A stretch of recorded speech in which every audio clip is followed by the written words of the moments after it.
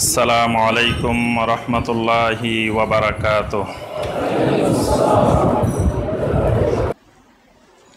আচ্ছা, এই সুফি মতবাদটা কয় ভাগে বিভক্ত?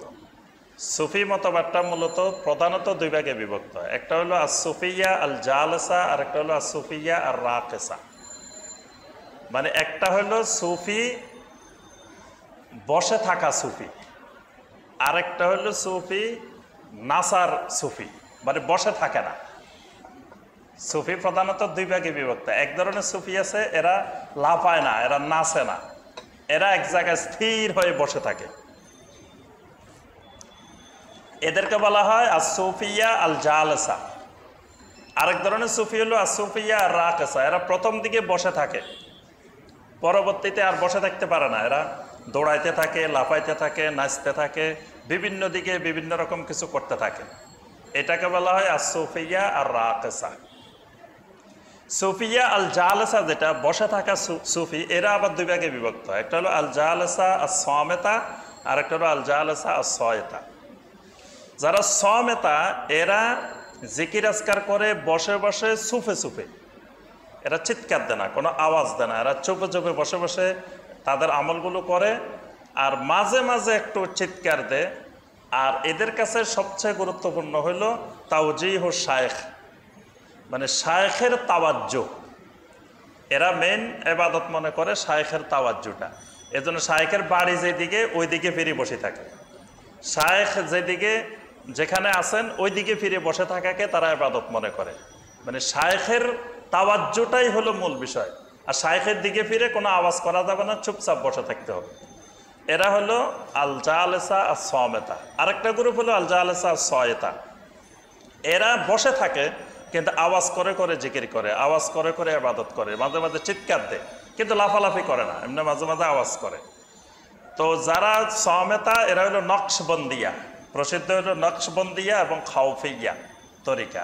আর যারা একটু আওয়াজ করে কিন্তু বসে থাকে, লাফায় না, দৌড়ায় না, এরা হলো আত্তাইজানিয়া তরিকা, আত্তাইজানিয়া।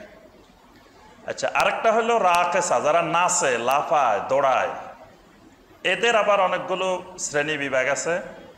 তো এদের মধ্যে কেউ কেউ শুধুমাত্র দৌড়ানো, লাফানো, নাচা এর মধ্যে সীমাবদ্ধ থাকে। আবার আরেকটা সুফি মতবাদ দর্শন আছে, শুধু দৌড়ানো, লাফানোর মধ্যে সীমাবদ্ধ না, এর সাথে ঢোল, তবলা, আরো বিভিন্ন বাদ্যযন্ত্র, এগুলো সহ তারা নাচা, এটাকেই তারা সুফিবাদের মানে আল্লাহকে পাওয়ার বড় মাধ্যম মনে করে। এরা হলো আস-সুফিয়া আর রাকেসা। আর এদের মধ্যে আবার একটা শ্রেণী নিজেদেরকে আহলুস সুন্নাহর সাথে সম্পৃক্ত করে, নিজেদেরকে আহলুস সুন্নাহ ওয়াল জামাত দাবি করে, আহলুস সুন্নাতের সাথে সম্পৃক্ত করে, কিন্তু এরা কোরআন এবং সুন্নাহর বিকৃত ব্যাখ্যা করে। নিজেদেরকে আহলুস সুন্নাহ দাবি করে, কিন্তু কোরআনে কারিমের একটা আয়াতের ব্যাখ্যা দেয় ভিন্ন রকম, মানে যেটা যুগে যুগে সালাফে সালেহিন ব্যাখ্যা দেন নাই, তারা এর বাহিরে একটা ব্যাখ্যা দেয়। আবার হাদিসের, নবী সাল্লাল্লাহু আলাইহি ওয়াসাল্লামের হাদিসের একটা ব্যাখ্যা, যেটা নবী সাল্লাল্লাহু আলাইহি ওয়াসাল্লাম দেন নাই, সাহাবায়ে কেরাম দেন নাই, বা যুগে যুগে সালাফেরা দেন নাই, তারা আরেকটা ব্যাখ্যা দেয়। হাদিস একটা বুঝায় আরেকটা, আয়াত একটা বুঝায় আরেকটা। এটা সুফিবাদের আরেকটা শাখা, যে যারা নিজেদেরকে সুন্নতের দাবি করে, আহলুস সুন্নাহ দাবি করে, কিন্তু ব্যাখ্যা বিশ্লেষণ করে কোরআন সুন্নাহর ভিন্নভাবে। এখানে মূল থিওরি যেটা, এই সুফিয়ার যতগুলো প্রকার আছে, সব প্রকারের এই মূল বিষয়টা হলো যে এলেমের তরিকা হলো আল কাশফ, মানে এলেম অর্জনের মূল মাধ্যম হলো কাশফ। কাশফের মাধ্যমেই একজন ব্যক্তি শরীয়তের হুকুম আহকাম জানতে পারে। এজন্য তারা হাদিস বিরোধী। যুগে যুগে 1300 বছরের ইতিহাসে সুফিরা সবসময় হাদিস বিরোধী এবং আহলুল হাদিস বিরোধী। হাদিসের আমল তারা পছন্দ করে না। হাদিসের আমল কেউ করলে, হাদিসের অনুসারী কেউ হইলে, এটা তাদের কাছে সবচেয়ে জঘন্যতম। কারণ তাদের মূল থিওরি হলো হাদিসের এলেমটা হলো মাইয়েতুন আন মাইয়েত, আর কাশফের এলেমটা হলো কালবি আন রাব্বি। এটা দুটি গুরুত্বপূর্ণ মতবাদ। হাদিসের এলেম হলো মাইয়েতুন আনিন মাইয়েত। সুফিরা বলে যে হাদিস হলো মাইয়েতের থেকে মাইয়েতের এলেম। এটা মাইয়েতের থেকে মাইয়েত, মানে হাদিসের মধ্যে সনদ আছে না, যে অমুকের থেকে অমুক, অমুকের থেকে অমুক, অমুকের থেকে অমুক, লম্বা সনদ আছে, সনদের দিয়ে হাদিস বর্ণনা করে।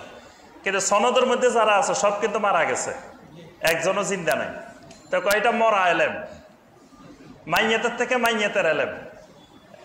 আর কাশফটা কালবি আন রাব্বি, আমার কলবের সাথে রবের সাথে সরাসরি যোগাযোগ।